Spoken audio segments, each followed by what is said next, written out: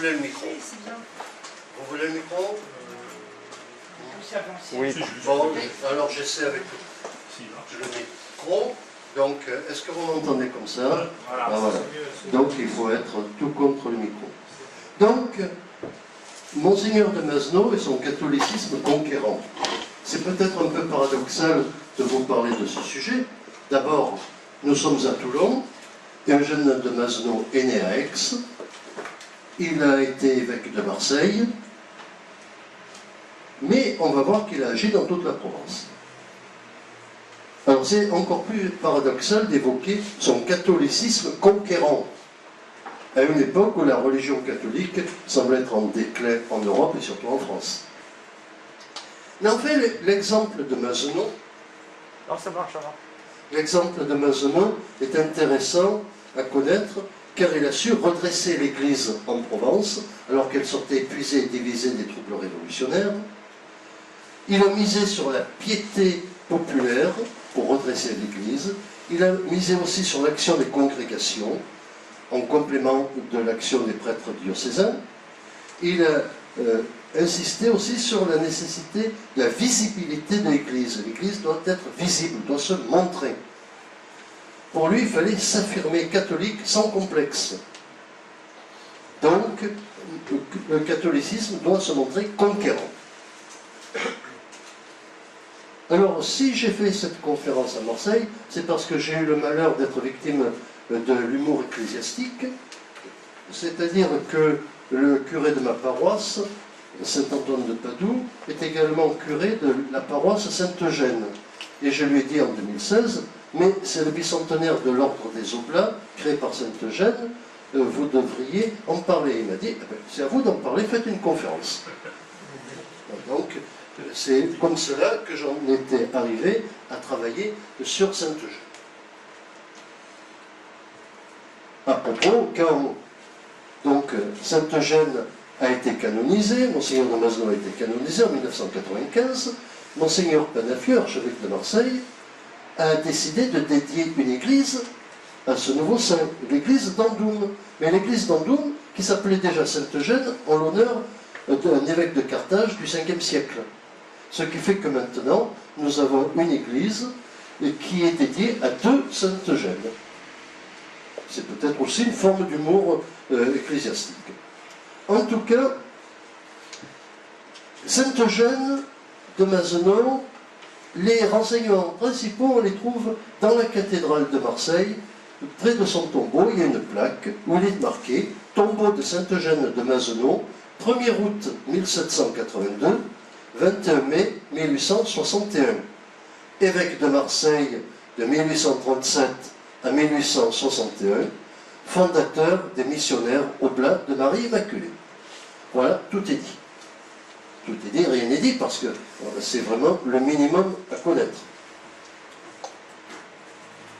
Alors, donc, il a été pasteur, évêque de Marseille, il a été fondateur, il a créé les missionnaires Oblats de Marie Immaculée. Et tout cela pour conquérir de nouvelles âmes au catholicisme. Alors, on va faire son histoire biographique tout à fait classique, en commençant par sa naissance. Charles-Joseph Eugène de Masneau. Il est né le 1er août 1782 à Aix-en-Provence. Ses parents, eh bien son père c'était Charles-Antoine de Masneau, président de chambre à la Cour des comptes d'Aix. Sa mère, Marie-Rose Joannis, fille d'un riche médecin, dont le mariage, et avec la dot, améliorera considérablement la condition matérielle de la famille noble des Masneau. Bon, c'est un couple profondément chrétien. Un oncle de jeune fortuné était chanoine à Aix-en-Provence. Cet oncle fortuné, on va en reparler beaucoup. Il y avait un grand-oncle, vicaire général de Marseille aussi. La famille vivait dans son hôtel du 53 cours Mirabeau. Bon, ça ne s'appelait pas Mirabeau à l'époque, hein. Le cours. 53 cours Mirabeau, c'est juste à côté de la brasserie des 2G, des deux garçons. La porte juste à côté, d'ailleurs il y a une plaque à côté de cette porte. Ils vivaient dans une certaine aisance, ils avaient une douzaine de domestiques. Alors, enfant, Eugène manifesta vite une volonté tenace, des réactions spontanées pour aider les autres, une grande sensibilité. L'anecdote la plus connue, c'est lorsqu'il avait 6 ans, il troqua ses vêtements contre ceux d'un petit charbonnier qui était transi de froid. Et sa mère le lui reprocha. « N'es-tu donc pas fils de président? Un fils de président ne doit-il pas être vêtu autrement qu'un fils de charbonnier ?» Et Eugène répondit, « Eh bien, je serai un président charbonnier. » Alors, pour ses études, il entra au collège Bourbon d'Aix en avril 1789, mauvaise année, pour faire des études tranquilles. En effet, les troubles révolutionnaires obligèrent son père à s'enfuir rapidement. Parce qu'en décembre 1790, 3 des collègues de son père furent pendus aux branches des arbres du cours Mirabeau. Imaginez un enfant qui a alors 7 ans, qui voit les amis de son père se balancer sur les branches des arbres juste en face de son hôtel. Il y a de quoi être traumatisé. Eugène fut retiré du collège en février 1791 quand les prêtres de l'établissement prêtèrent serment à la constitution civile du clergé. Serment que les maçonnaux ne purent pas accepter. Alors ce fut le début de la période des exils italiens. Eugène arriva à Nice, Nice qui faisait alors partie du royaume du Piémont. En 1791, son père s'y trouvait déjà, ainsi que toute sa famille, sa mère, son oncle, le chanoine Fortuné. Le jeune garçon fut envoyé à Turin, capitale du royaume de Piémont, pour suivre ses études au collège royal. Cela, il put le faire grâce à une pension donnée par la comtesse d'Artois, l'épouse du futur Charles X. C'est à Turin que Eugène fit sa première communion, qu'il fit sa confirmation, il était un très bon élève. Mais, avec la Révolution, avec les guerres, eh bien, l'Italie fut plongée dans les guerres. Les troupes révolutionnaires françaises, notamment celles de Bonaparte, vont envahir le royaume de Piémont. Alors, la famille Mazenot va fuir à Venise en 1794. Là, Eugène se lia d'amitié avec Don Bartolo Zinelli, un prêtre qui lui donna des cours et veilla à sa formation spirituelle. Bartolo Zinelli était, comme la majorité des prêtres italiens, adepte des idées du jésuite napolitain Alphonse de Liguori, qui était très différente du jansénisme gallican du clergé français. Ce jansénisme était très sévère, réservé à une élite, indépendante du pape, tandis que la spiritualité italienne et celle de Liguori étaient tout à fait différentes. Mais les guerres de la Révolution continuant, et la France ayant des succès militaires, Venise est menacée, alors la famille Mazenot part en bateau jusqu'à Naples, en janvier 1798. Là, le père était ruiné, alors ils vécurent d'une pension octroyée par la reine des 2 Siciles, Marie-Caroline. Marie-Caroline, c'était la sœur de Marie-Antoinette. Eugène s'ennuya profondément à Naples. Il était enfermé dans un cercle d'aristocrates qui remâchaient sans cesse leur haine de la Révolution. Sa seule distraction, c'était de servir la messe. Et ma foi, il trouvait que c'était une distraction très intéressante, qui lui plaisait beaucoup. Janvier 1799, un an après, nouvelle fuite, parce que les troupes françaises envahissent le royaume de Naples. Alors, la famille royale de Naples s'enfuit en Sicile, à Palerme. Les Mazenot obtinrent l'autorisation de débarquer à Palerme, grâce à l'aide de Marie-Caroline. C'était exceptionnel parce que les réfugiés français étaient soupçonnés d'être des espions à la solde de la Révolution ou des saboteurs. Donc, on faisait un tri sévère parmi les migrants. À cette époque, il y avait un tri sévère des migrants. Bon, à Palerme, Eugène fut protégé par le duc et la duchesse de Canizzaro. Il avait alors 17 ans, il s'amusait beaucoup. il se fit appeler comte de Mazenod, vécu comme un jeune aristocrate insouciant, fréquentant les endroits mondains, se liant d'amitié avec le duc de Berry, le fils du comte d'Artois. Le comte d'Artois étant le futur Charles X. Donc, cela renforça ses convictions royalistes. Bon, en mai 1802, la duchesse de Canizzaro étant morte, sa mère le rappela en France, parce que sa mère avait quitté l'Italie pour la France, afin d'essayer de sauver ce qui restait des biens de la famille, et pour l'occasion, elle avait divorcé. C'était plus simple que d'être restée l'épouse d'un ci-devant noble exilé. Donc Eugène, à la demande de sa mère, débarqua à Marseille en 1802. Il a 20 ans. Il a vécu 11 ans d'exil hors de France. Il était complètement déphasé. Pendant un temps, il parlait beaucoup plus italien que français. Puis le français lui revint, et également le provençal qu'il connaissait depuis toujours. Enfin, pour l'administration française, il n'était pas le comte de Mazenod, il était le citoyen Mazenod fils. Il dut d'abord se dépêcher d'aller dans le château familial de Saint-Laurent-du-Verdon, près de Quinson. Vous savez où il y a cette préhistorique de Quinson? Parce que là, il fallait éviter la conscription, éviter le service militaire obligatoire. Il fallait qu'il se protège là, le temps qu'on trouve un remplaçant que l'on paye pour faire le service militaire à sa place, ce qui était tout à fait légal. Donc pendant un an, il s'ennuya dans ce château perdu avant de revenir à Aix. Il revenait à Aix, que faire? Il n'avait pas beaucoup d'argent, sa famille était presque ruinée, même était ruinée.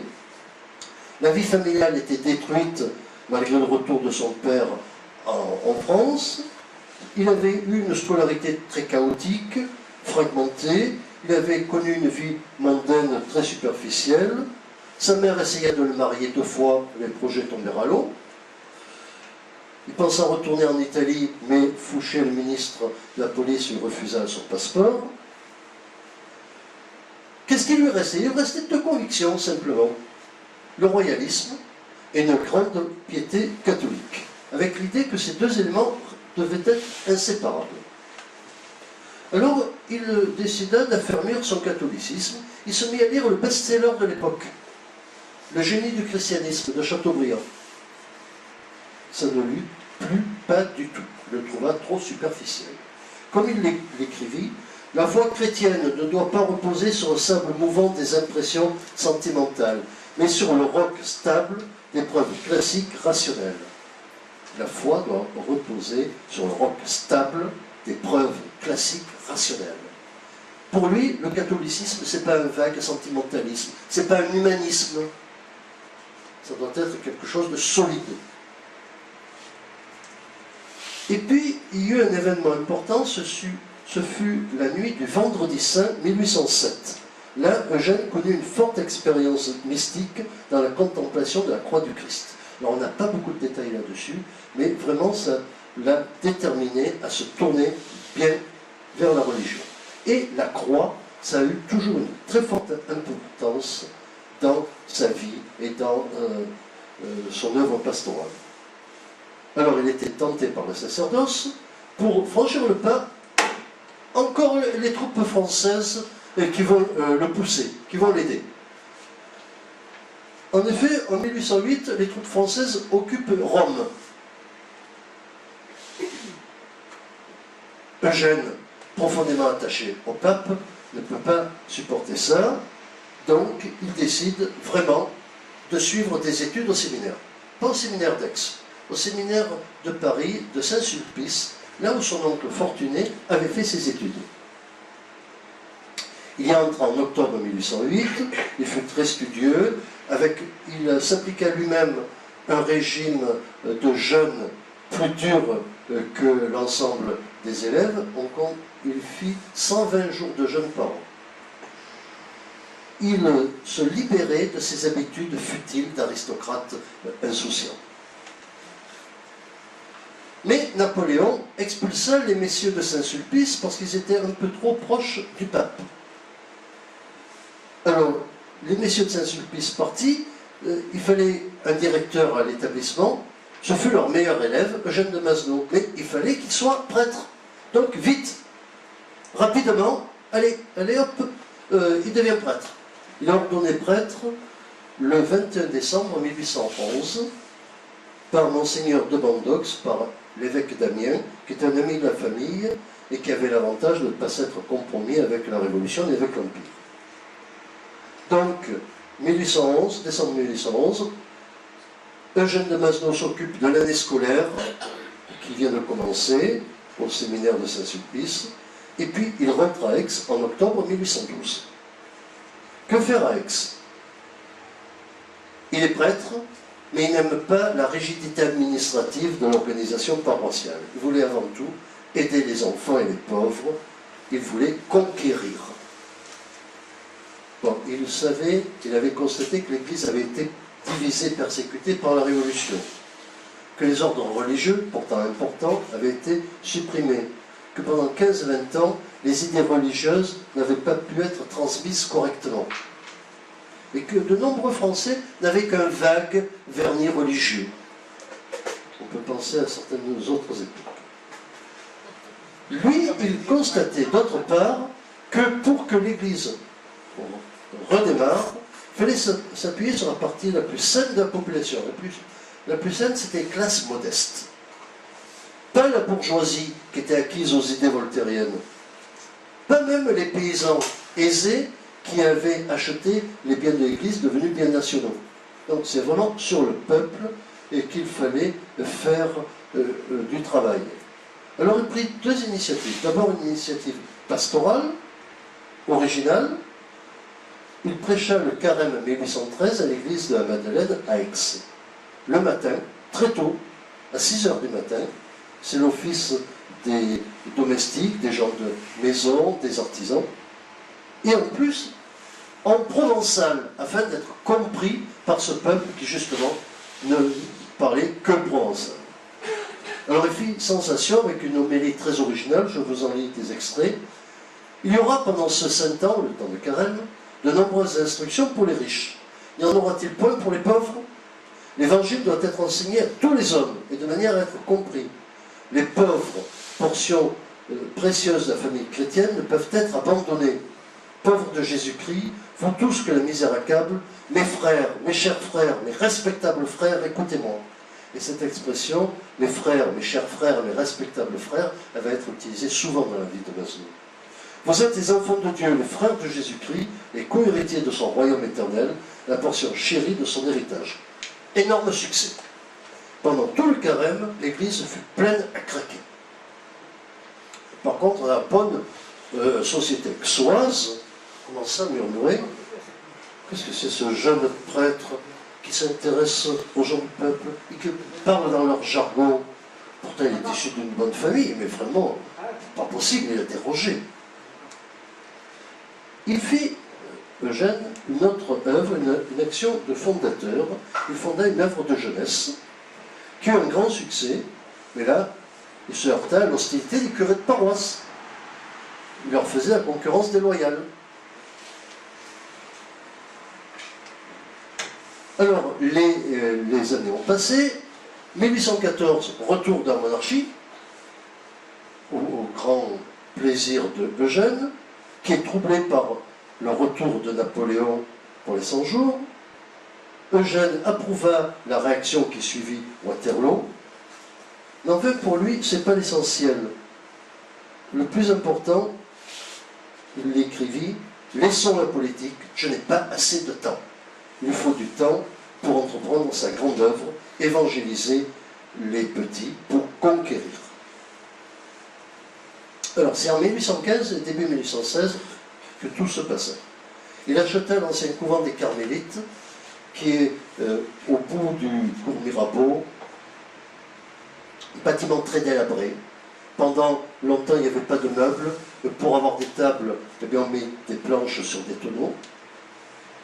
Bon, il est vite rejoint par François de Paul Tempier, vicaire d'Arles, qui s'ennuyait profondément à Arles et qui voulait faire quelque chose. Il est suivi par Icare, vicaire à Lambesc, Pierre Mie, qui était un missionnaire expérimenté qui va aider Eugène dans ses débuts, et par Jean-François de Blieux. Jean-François de Blieux, il est né à Brignoles, il était curé de Peigné. Tous les 5, ils écrivent aux vicaires généraux une lettre leur demandant l'autorisation de se mettre en communauté pour une action pastorale. Le diocèse donna son accord rapidement le 29 janvier 1816. 29 janvier 1816, c'est le début des missionnaires de Provence, le nom de la société formée par ces prêtres. C'est le début de l'œuvre missionnaire. 29 janvier 1816. Eugène de Mazenod devenait pasteur pour commencer la conquête. Alors il fit des missions qui s'adressaient aux populations rurales. La première mission elle eut lieu à Grance, à 30 km d'Aix. L'intérêt, c'est que le maire de Grance était un oncle d'Eugène. Il fallait bien commencer quelque part. Alors, Tempier restant à Aix, les 4 autres prêtres allèrent faire leur mission du 11 février au 17 mars 1816. Donc, plus d'un mois. Et voilà ce que écrivit le fondateur, Eugène. C'était un peuple abandonné, absolument égaré. La foi y était éteinte. On n'y connaissait Dieu que pour blasphémer son saint nom de manière la plus horrible. Personne ne faisait cette Pâque. Et bientôt, on aurait pu fermer l'église tant elle était peu fréquentée. La moitié de la population n'y mettait plus les pieds depuis 25 ans. On est à des lieux catastrophiques. Mais il y eut un succès. Eh bien, dit-il, la mission a tout changé. Dès la première semaine, le blasphème fut totalement banni. Nous plaçâmes le lendemain de notre arrivée les confessionnaux des 4 missionnaires. Ils étaient assiégés dès 3 heures du matin, et je vous le dirai puisque c'est fait, nous y sommes restés jusqu'à 28 heures de suite. 28 heures, il faut que je le répète pour que vous ne pensiez pas que c'est par erreur que je l'écris. Magnifique. Bon. Dans les années qui suivirent, pendant les 8 ans de l'ordre des missionnaires de Provence, il y eut 40 paroisses qui furent visitées, 30 dans des villages ou des petites villes, il y en a eu 8 dans les Bouches-du-Rhône, 6 dans le Var, Pignan, Lorgues, Le Puget, Fréjus, Barjol, également Brignoles. Il y a eu 3 localités dans les Basses-Alpes et 13 dans les Hautes-Alpes, avec des résultats contrastés. Il y a eu des difficultés à Rognac. Le curé ne voulait pas les recevoir, il n'avait rien prévu pour eux, et ils durent dormir sur la paille. À Tallard, il fallut plus de 8 jours avant que les premiers habitants commencent à réagir. Par contre, très bon accueil à Marignane, à Fuveau, à Barcelonnette et à Barjol. À Barjol, la population, maire et curé en tête, vint à la rencontre des missionnaires. Et dans cette localité, un ancien déchristianisateur touché par la grâce restaura à ses frais les 2 hôtels de l'église brisés par lui à l'époque de la terreur. Et oui, il a payé. À Brignoles, 1500 hommes communièrent. Bon, en tout cas, tout de suite, ces missions eurent lieu en dehors du diocèse d'Aix, dans toute la Provence, jusqu'à Tallard, qui est le dernier village avant le Dauphiné. Alors, comment se déroulaient ces missions? Elles devaient durer 3 semaines à 1 mois pour être efficaces. Il ne s'agissait pas de faire une brève visite, de repartir. Il fallait rester, commencer par des visites à domicile pour se faire connaître et pour connaître la population, savoir sur qui on pouvait compter, sur quel plan il fallait insister. On pratique la confession en plusieurs fois pour assurer qu'il y a une conversion sérieuse. Il faut frapper un grand coup avec des cérémonies qui touchent le cœur. Des cérémonies qui touchent le cœur. Par exemple, à Marignane, Eugène se dépouilla de son surplis, noua une corde autour de son cou et prit la tête de la procession, pieds nus et chargé d'un croix érigée. Il y a parfois des visites au cimetière pour prêcher à l'intérieur du cimetière. Il y a même des réunions particulières pour les jeunes filles, pour des prêches qui leur soient adaptés. En tout cas, il faut être proche des gens. Donc, parler en provençal, et donc, si possible, ne pas faire de mission en été, parce qu'en été, c'est là que les paysans ont les gros travaux des champs. Et puis il faut donner à l'Église une visibilité dans les cœurs, mais aussi dans l'espace. Donc, grande importance de la plantation de croix de mission, qui montre qu'il y a une mission et qu'elle a eu du succès. Croix qui sont plantées au son du cantique. Vive la France, vive le roi, toujours en France, les Bourbons et la foi. Vive la France, vive le roi, toujours en France, les Bourbons et la foi. Par contre, je ne sais pas sur quel air il faut chanter cela. Alors, je suis désolé quand j'ai vu, par exemple, à Ansuès, un petit village près de Marseille, où j'ai passé souvent mes vacances, la croix de la mission de 1848 qui a été déplacée. La croix, elle était sur la place de l'église, juste devant l'entrée.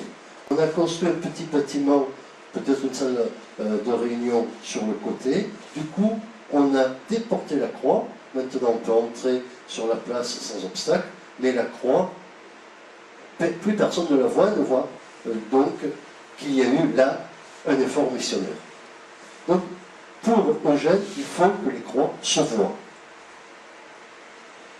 Bon, un nouveau stade fut franchi en 1818 quand l'évêque de Digne, Monseigneur Miolis, confia à la congrégation la garde du sanctuaire de Notre-Dame-du-Loup, qui avait été abandonnée depuis la Révolution. C'est donc la deuxième maison de ces missionnaires après Aix-en-Provence, Notre-Dame-du-Loup. Là, on est dans le Dauphiné, on n'est plus en Provence. Alors, vu l'expansion, le fondateur rédigea de nouvelles constitutions qui étaient bien inspirées par Alphonse de Liguori et comportant le vœu d'oblation perpétuelle. Si on est oblat, on n'est plus un prêtre détaché, on devient oblat toute sa vie. Elles furent acceptées en octobre 1818. Alors je vous dis quelques extraits. Un constat. Il ne reste plus du christianisme que les traces de ce qu'il a été. Alors comment faire? Eh bien, voyons ce qu'a fait Jésus-Christ. Que fit notre Seigneur Jésus-Christ? Il choisit un certain nombre d'apôtres et de disciples qu'il forma à la piété, qu'il remplit de son esprit, et après les avoir dressés en son école à la pratique de toutes les vertus, il les envoya à la conquête du monde. À la conquête du monde. Alors, que devons-nous faire à notre tour pour réussir à reconquérir à Jésus-Christ tant d'âmes qui ont secoué son joug? Travailler sérieusement à devenir des saints, marcher courageusement sur les marches de tant d'apôtres, renoncer entièrement à nous-mêmes, avoir uniquement en vue la gloire de Dieu, nous renouveler sans cesse dans l'esprit de notre vocation, vivre dans un état d'abnégation, et enfin, plein de confiance en Dieu, entrer dans la lice et combattre jusqu'à extinction pour la plus grande gloire de Dieu. Entrer dans la lice et combattre. Il s'agit de prêtres qui combattent, qui agissent, pas qui méditent. Ils méditent, mais ils agissent. Alors, il y a ces missions. Le grand coup fut frappé à Marseille en 1820. C'était la première fois que les missionnaires de Provence agirent dans une grande ville, à l'appel de l'évêque. Ils étaient chargés, ces missionnaires de Provence, simplement des paroisses les plus populaires. Ce fut un grand succès. Ça commença le 2 janvier 1820 par une grande procession. Ça dura jusqu'au 27 février. Dans chaque église, 2 prêches par jour en provençal. Là-dedans, 2 événements importants. Le 21 janvier, l'anniversaire de la mort de Louis XVI, on fait amende honorable. Les Marseillais demandent pardon pour ce meurtre du roi. Et enfin, dernier jour, le 27 février, procession de clôture et plantation de la croix à la place des Accoules, là où se trouve une église qui a été détruite pendant la Révolution. Et c'est pendant cette mission que l'on a pris l'assassinat du duc de Berry le 13 février. Le duc de Berry, neveu et héritier du roi Charles X. Et le duc de Berry, je vous rappelle, avait été le camarade d'enfance, de jeunesse d'Eugène à Palerme. Eugène empêcha le déclenchement de mouvements de colère de la part des fidèles. Comme le dit une Marseillaise qui écrivait son journal à l'époque, les discours de ces bons prêtres n'offrent rien qui sente la révolte ou la vengeance. Au contraire, tout ce qu'ils disent est conforme à l'Évangile, étant à l'union, à la paix, au pardon des injures, et nous en avons tant à pardonner. Et seulement, les critiques continuaient. Elles venaient d'abord de l'administration et des préfets, qui étaient influencés par les libéraux qui relevaient la tête. Par exemple, dans le Var, en décembre 1818, le préfet Chevalier dénonça au ministre de l'Intérieur les sermons ridicules et inconsidérés de Monnier et d'Aublieux à Barjol. Et il dénonça également le zèle de Monseigneur de Mazenot et le fait que Eugène de Mazenot, qui n'était pas encore Monseigneur, avait pris au cimetière un crâne dans une tombe pour le montrer au peuple lors de son prêche. Bon, cela n'aboutit à rien, il n'y a pas eu de conséquences. Le préfet des Basses-Alpes, lui, se plaignait auprès du gouvernement que Monseigneur Neulis, l'évêque de Digne, ait envoyé des missionnaires à Remolon, un village où, à ton avis, il n'est pas nécessaire de faire de mission. Donc, on prend tous les prétextes pour se plaindre auprès du gouvernement. Il y a eu des difficultés aussi avec le nouvel évêque de Fréjus. On recrée un diocèse dans le Var, à Fréjus. Monseigneur de Richery est le premier évêque. Il obligea en 1823 à faire revenir dans le Var les prêtres qui étaient originaires du Var. C'est ainsi que Monnier abandonna de Mazenot pour devenir supérieur du grand séminaire. Et d'Aublieux devint directeur d'une maison de missionnaires diocésains au Luc. Puis il fut curé de la Seine jusqu'à sa mort. Alors les critiques les plus vives venaient du clergé aixois, je vous avais déjà dit un peu cela. Mais enfin, Eugène en avait cure parce qu'il partit à Marseille. Il partit à Marseille, où son oncle Fortuné devint évêque. Fortuné de Mazenot, l'oncle d'Eugène, devint évêque de Marseille en 1823. Et il désigna Tempier, vous savez, le vicaire qui s'ennuyait à Arles, comme vicaire général, et un autre vicaire général, son neveu, Eugène de Mazenot. Donc, à 41 ans, Eugène va apprendre à devenir pasteur d'un diocèse, d'une ville qui est alors en plein essor, la population augmente vite, mais la situation religieuse est difficile. La moitié des prêtres avaient plus de 60 ans. Beaucoup de prêtres espagnols et italiens traînaient dans la ville pour avoir fui les troubles de leur pays. On ne savait pas quoi en faire. Plus de 20 églises avaient été détruites ou vendues pendant la Révolution. Et puis le clergé local avait l'habitude d'être un peu indépendant des ex-soins qu'il n'aimait pas et du pape de façon générale. Donc pendant ces 14 ans, Fortuné et ses deux vicaires furent des réformes pour remettre de l'ordre. Ils entreprirent de construire des nouvelles églises. Mais il y a eu conflit avec la municipalité qui voulait tout contrôler. À ce moment-là, on est sous le régime de concordat signé par Napoléon. Donc, toute construction d'église et toute nomination de curé est payée par l'État ou par la municipalité. Mais la municipalité n'accepte pas un chèque en blanc donné à l'évêque. Donc, la municipalité négocie ou met son veto quand l'Église veut créer de nouveaux bâtiments. Et Eugène de Mazenot fut effaré quand, à Fribourg en Suisse, où il était allé se reposer, il a pris la chute de Charles X en juillet 1830. Il fut surtout désemparé par l'attitude du pape. Le pape qui reconnut le gouvernement de Louis-Philippe. Pour la première fois, Eugène de Mazenot dut dissocier, séparer sa fidélité au Bourbon et sa fidélité à l'Église. Ce fut dur, mais comme il l'écrivit, il n'y a point de déshonneur à modifier son opinion quand le chef de l'Église donne ses instructions. Donc, obéissance au chef de l'Église, obéissance au pape. Mais au fond de lui-même, il resta toujours royaliste, légitimiste. Et il acceptera tous les gouvernements qui vont se succéder, mais avec des hauts et des bas, parce que Monseigneur de Mazenot ne pouvait transiger quand il s'agissait des intérêts de l'Église. Alors les débuts du règne de Louis-Philippe furent très difficiles. Le mouvement anticlérical qui suivit la Révolution de 1830 entraîna le gouvernement, par exemple, à demander aux évêques de ramener les calvaires et les croix dans les églises, pour éviter les incidents, pour qu'on ne fasse pas de provocation.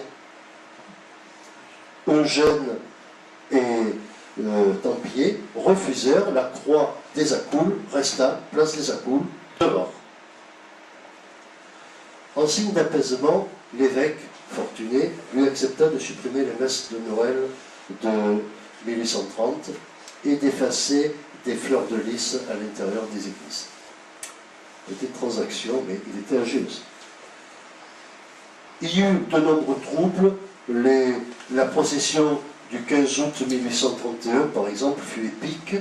Des anticléricaux attaquèrent la procession. Je vous lis quelques extraits. Là.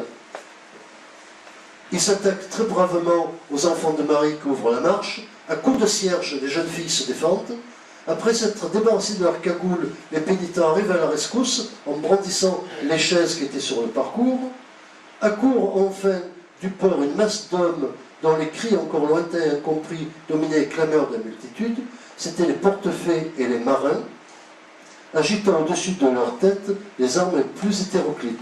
Les assaillants, au nombre d'une centaine, finirent par partir, tandis que les prêtres étaient dans la cathédrale, avec un peuple excité qui criait « Vive la croix, vive notre bonne mère, vive nos prêtres !»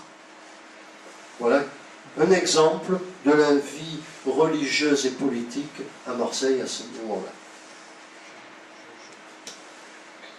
D'ailleurs, la mairie et le conseil général du département des Bouches-du-Rhône demandèrent la suppression de l'évêché de Marseille. Il y en avait un à Aix, pourquoi en avoir un à Marseille et payer 2 fois? Fortuné répliqua en demandant au pape pour son neveu un titre d'évêque in partibus, c'est-à-dire non attaché à son territoire, afin de lui assurer quand même un poste important. Et en 1832, Eugène fut nommé par le pape évêque in partibus d'Icosie. Nicosie. C'est Alger. C'est Alger. Et il fut également visiteur apostolique de Tunis et Tripoli. Donc, de toute l'Afrique du Nord. Je vous rappelle que ça faisait 2 ans seulement que une troupe française avait débarqué à Sniferuch.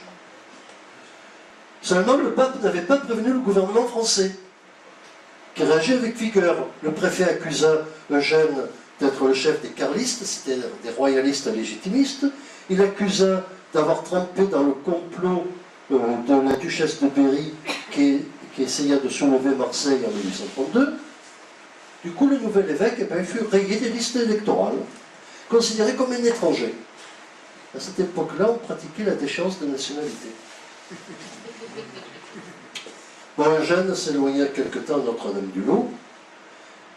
On était en 1832, il fallut attendre 1836 pour qu'un accord fût trouvé grâce au père Guibert, qui faisait partie des missionnaires de Provence, et qui fut plus tard archevêque de Paris, grâce à lui et à la reine Marie-Amélie, la femme de Louis-Philippe, mais qui était aussi la fille de Marie-Caroline, la reine des 2 Siciles qui avait protégé Mazenot. Fortuné de Mazenot put donc démissionner tranquillement au début 1837 au profit de son neveu. Et la congrégation, qu'est-ce qu'elle devenait? Parce que tout en étant vicaire épiscopal, Eugène s'occupait de sa congrégation. Une maison fut fondée à Nîmes. À Nîmes, donc on n'est plus en Provence. Donc les missionnaires de Provence changent de nom et s'appellent Oblats de Saint-Charles. Il n'était encore qu'une vingtaine. Mais ils étaient gênés par les interventions perpétuelles des évêques des endroits où ils travaillaient.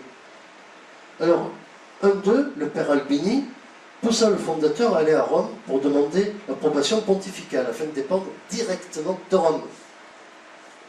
Le 17 février 1826, Léon XII donna son approbation à la congrégation, qui prit le nom de Oblats de Marie Immaculée.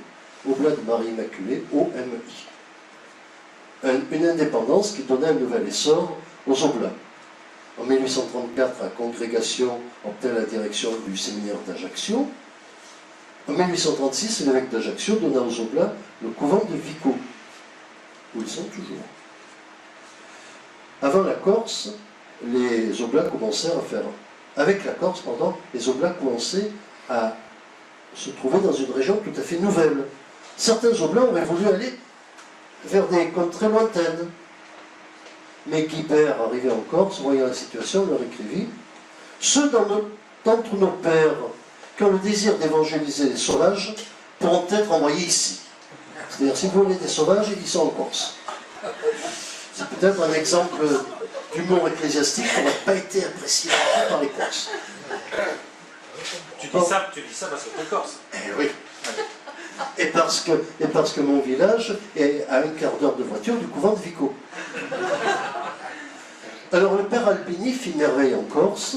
Il était né à Menton. Il était entré chez les missionnaires en 1834. C'est lui qui avait poussé le fondateur à aller à Rome. Il a été professeur dans le séminaire de Marseille, puis de Corse. Et c'est lui qui, en 1836, fit du couvent de Vico, c'est à 60 km au nord d'Ajaccio, la base de ses missions dans le village corse. Il prêchait en italien pour être compris des paysans corses. L'italien, le corse, c'est pas pareil, mais enfin on peut comprendre l'un quand on connaît l'autre. On ne pouvait plus prêcher en provençal lorsqu'on était en Corse, évidemment. Mais toujours l'idée, il faut être proche du peuple, par exemple, parler de façon à être compris du peuple. 1836, 1837, 1838, le père Albini déploya une grande énergie, on le surnomma l'apôtre de la Corse. Il mourut en 1839 à Vico, et depuis il a été déclaré vénérable. Bon, alors, Eugène, évêque à part entière, il a 45 ans, 1837, dans une ville qui est de plus en plus grande, où l'activité commerciale et industrielle est de plus en plus intense, qui est une ville politiquement très frondeuse, avec une forte influence royaliste légitimiste, basée dans le petit peuple attaché aux traditions, et aussi dans les familles des grands négociants. Ce qui est une particularité, parce que les grands négociants, dans les autres villes, étaient plutôt orléanistes. Là, ils sont légitimistes parce qu'ils détestent la révolution qui a ruiné le commerce marseillais. Ces grandes familles se rallieront 60 ans plus tard à l'Action française de Maurras. Et à cette époque-là, est élu comme député de Marseille Berryer, l'avocat Berryer, qui est le chef du parti légitimiste en France. Bon, mais seulement les pratiquants. Eh bien, les pratiquants, d'après les statistiques, représentaient moins de la moitié des habitants.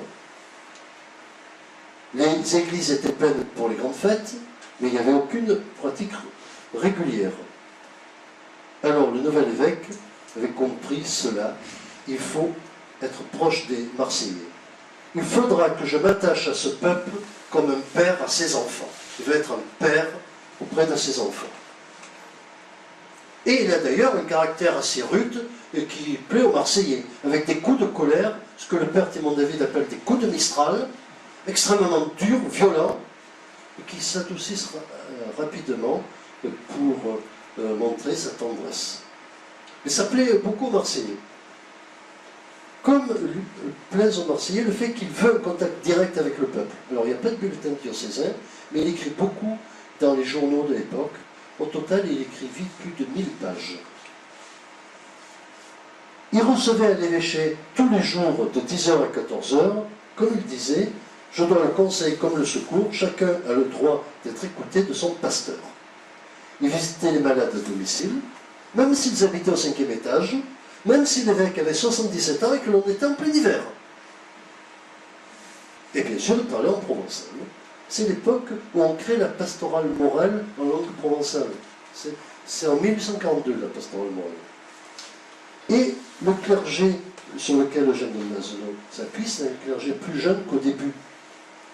Beaucoup de prêtres ont été ordonnés par lui-même. Ce n'est pas suffisant, alors il fait appel à des prêtres italiens et corses. Mais il fallait qu'ils soient bien formés, donc il développe le séminaire. Un nombre d'élèves augmente rapidement dans le séminaire. Et il voulait que la carte des paroisses coïncidât mieux avec l'extension de Marseille. Il créa donc 22 nouvelles paroisses. 22 nouvelles paroisses, Mais ce fut assez compliqué, comme je vous l'ai dit, surtout sous Louis-Philippe, car l'administration donnait difficilement son accord. Par exemple, pour la paroisse Notre-Dame-des-Our, il fallut 6 ans pour avoir l'accord de l'administration. Pour la paroisse Saint-Joseph, il fallut 7 ans.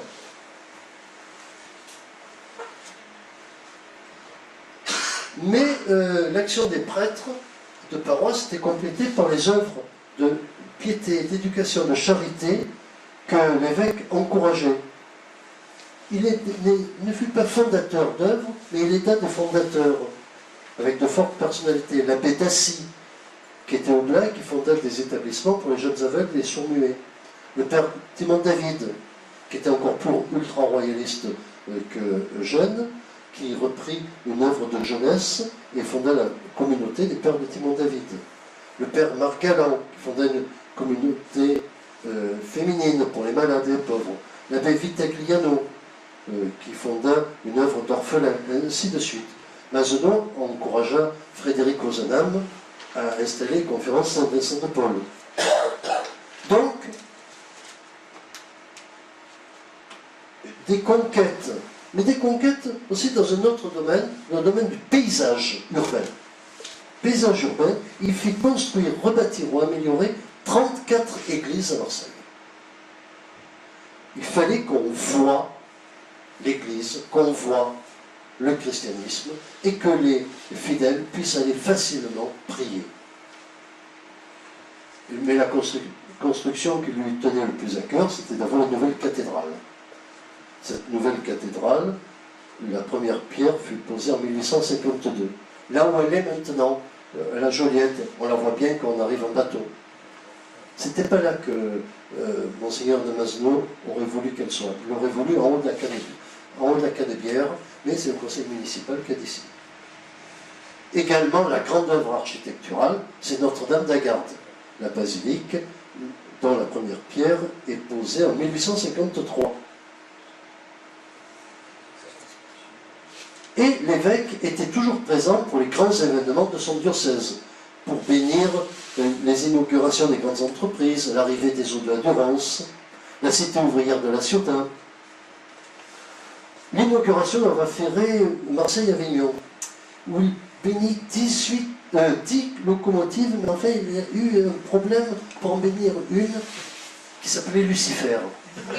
Bon, finalement, Lucifer fut béni. Mais les pouvoirs, les rapports avec les gouvernements ne furent pas de tout repos. Bon, ils étaient durs avec la monarchie de Juillet, d'autant plus qu'il y a eu des projets de loi qui voulaient garder à l'État le monopole de l'État, le monopole de l'enseignement. Mazenot prit la tête d'un grand mouvement d'opposition pour l'enseignement libre. Quand Louis-Napoléon prit le pouvoir, Mazenot fit voter oui au plébiscite de 1852 sur le rétablissement de l'Empire, parce que Louis-Napoléon avait publié la loi Fallou qui autorisait les établissements privés. Et d'autre part, Louis-Napoléon avait également protégé le trône du pape contre un révolutionnaire italien en 1848. Et Mazenot devint même sénateur d'Empire, intégrant ainsi les institutions impériales. Mais l'unité italienne se fit contre le pouvoir temporel du pape, et là, Eugène de Mazenot ne pouvait pas supporter ça. Il fut très chagriné de Napoléon III, qui ainsi restreignait le pouvoir du pape. Sur son lit de mort, Monseigneur de Mazenot sanglota en disant au sujet de Napoléon III, « Ce n'est pas un empereur, c'est un tyran, il persécute l'Église. » Pendant son épiscopat, eh bien, le fondateur vit sa congrégation s'étendre à l'étranger et en France. En France, en 1851, les Oblats furent chargés du séminaire de Fréjus, qu'ils eurent à leur disposition jusqu'en 1901. À l'étranger, eh bien, avec la rencontre de l'archevêque de Montréal qui était venu à Marseille, Eugène de Mazenot décida d'envoyer au Canada une première mission, alors que sa congrégation avec une soixantaine d'oblats. Et puis d'autres missions suivirent rapidement, dans l'Oregon, le nord-ouest des États-Unis, à Ceylan, ce qu'on appelle Sri Lanka maintenant, dans le Texas, dans le pays des Cafres, c'est-à-dire en Afrique australe, dans le pays du Lesotho. Un des pères envoyés au Canada pour évangéliser les Esquimaux arriva jusqu'au cercle polaire. Les effectifs augmentèrent rapidement. Ils étaient 59 au blanc en 1841, 59. En 1861, à la mort d'Eugène, ils étaient 415. Et en appliquant toujours les mêmes méthodes, et cela fit qu'on surnomma Eugène de Mazenod le second Saint Paul. En 1850, il transforma les règlements des constitutions de l'ordre des Oblats pour ajouter de nouveaux buts. La formation des séminaristes, l'acceptation des congrégations féminines, l'assignation paroissiale temporaire, ce que fait le couvent de Vico depuis 40 ans, il s'occupe des paroisses qui sont autour, l'enseignement temporaire, la direction des pèlerinages de la Vierge. Et Eugène de Mazenod fut toujours attentif, tout en étant à Marseille, à ce qui se passait dans le monde, là où étaient tous ces oblats. Il voulait voir les progrès de la conquête. Il écrivait une correspondance énorme. Il persévérait même quand les résultats n'arrivaient pas. Des religieux, 5 religieux moururent au Texas. La mission à Ceylan mit 10 ans pour démarrer, mais il continua. Il encourageait ceux qui risquaient de baisser les bras. Par exemple, Monseigneur Allard, envoyé en Afrique australe, il écrivait 180 000 cafres à convertir, mais c'est superbe! Bon, par contre, quand ça n'allait pas, il comprenait qu'en Oregon, il fallait abandonner. En Algérie, l'essai qu'il fit fut négatif très rapidement. En 1861, l'évêque de Marseille avait 79 ans. Il était le plus âgé de tous les évêques français. Il souffrait d'une tumeur à la poitrine qui l'épuisait. Alors, le 20 mai, il laissa son testament spirituel. Pratiquez bien parmi vous la charité, la charité, la charité, et au dehors, le zèle pour le salut des âmes. Le 21 mai 1861, le patriarche rendit le dernier soupir. Les obsèques eurent lieu quelques jours après. Maintenant, son corps repose dans la cathédrale de Marseille. L'Église a reconnu les mérites d'Eugène de Mazenod. Il a été béatifié en 1975 et canonisé en 1995, comme on vous l'a dit tout à l'heure. À l'évocation de cette vie intense, on comprend que quand les Marseillais apprirent la mort de leur évêque, ils eurent l'impression que le Mistral venait de tomber, que l'air était devenu immobile. Et Saint-Eugène de Mazenod est toujours bien présent à Marseille, présent par ses constructions, par les œuvres qui existent encore, mais il est présent dans le monde entier, en Provence et dans le monde entier, parce qu'il y a quand même 3800 oblats maintenant, présents dans plus de 60 pays. Évidemment, beaucoup moins en Europe qu'en Afrique ou en Asie. Et pour tous, Monseigneur de Mazenod est un exemple d'homme de conviction et d'action. Alors je terminerai en citant un de ses textes. Je ne veux pas de mèche fumante. Qu'on brûle, qu'on réchauffe, qu'on éclaire, ou alors qu'on tarte. Et cela, quelles que soient nos opinions, eh bien, on pourrait l'appliquer aussi bien dans notre domaine spirituel que familial, professionnel, politique, associatif. Hein? Qu'on éclaire, qu'on brûle, qu'on réchauffe, qu'on éclaire, ou qu'on tarte. En tout cas, ne soyez pas des mèches fumantes.